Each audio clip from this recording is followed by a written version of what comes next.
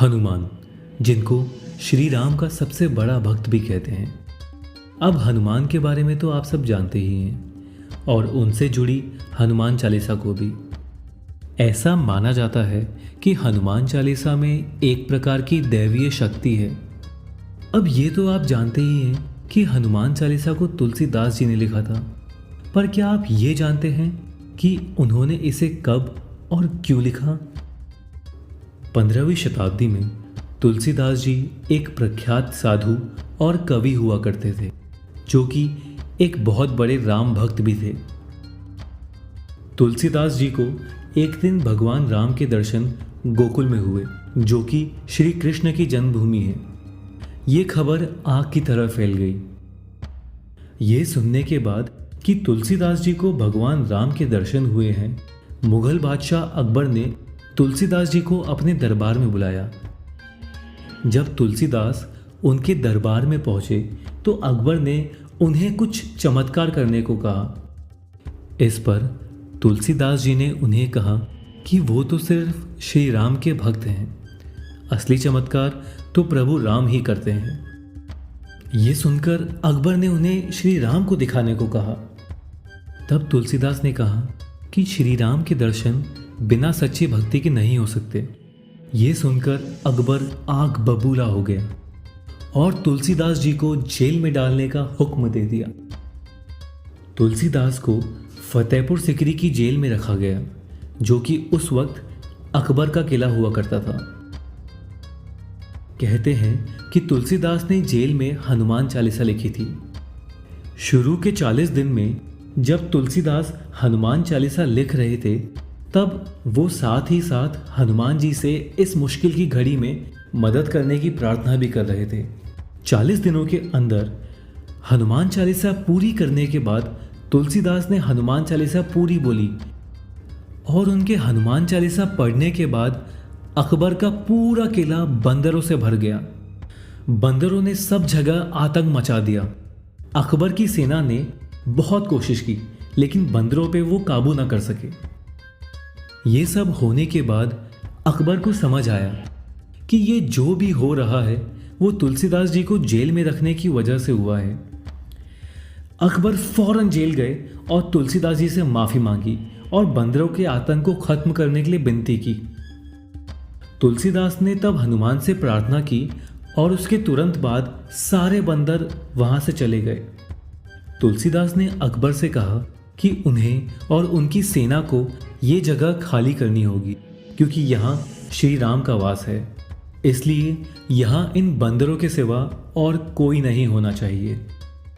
ये सुनने के बाद अकबर ने अपना किला तुरंत ही बदल लिया। तो ये थी हनुमान चालीसा के पीछे की कहानी।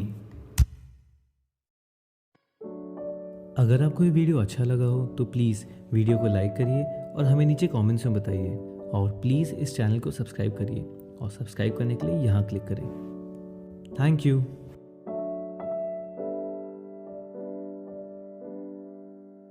हनुमान, जिनको श्री राम का सबसे बड़ा भक्त भी कहते हैं।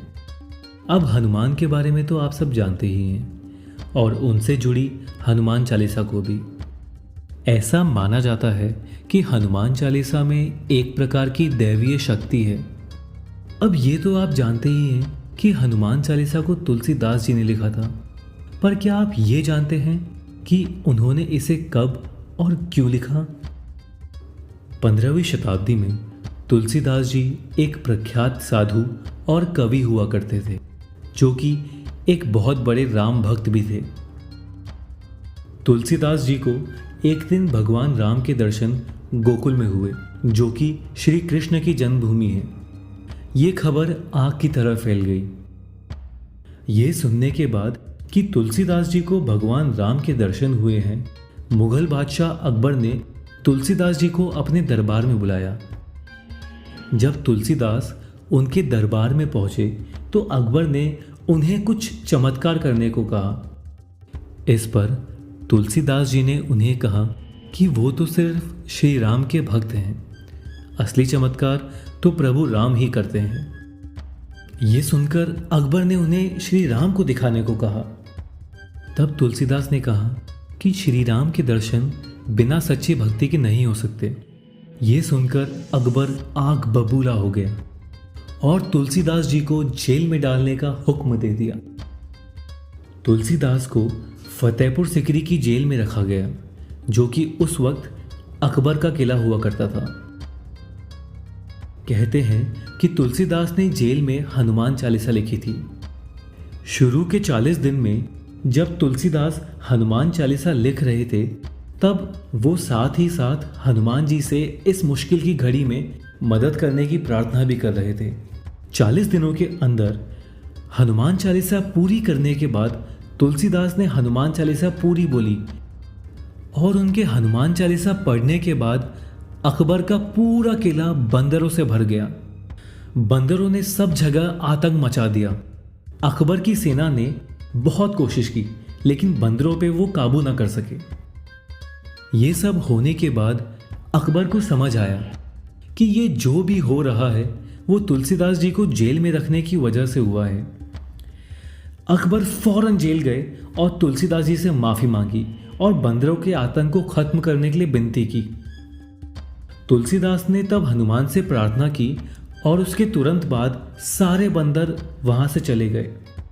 तुलसीदास ने अकबर से कहा कि उन्हें और उनकी सेना को ये जगह खाली करनी होगी, क्योंकि यहाँ श्री राम का वास है, इसलिए यहाँ इन बंदरों के सिवा और कोई नहीं होना चाहिए। ये सुनने के बाद अकबर ने अपना किला तुरंत ही बदल लिया। तो ये थी हनुमान चालीसा के पीछे की कहानी।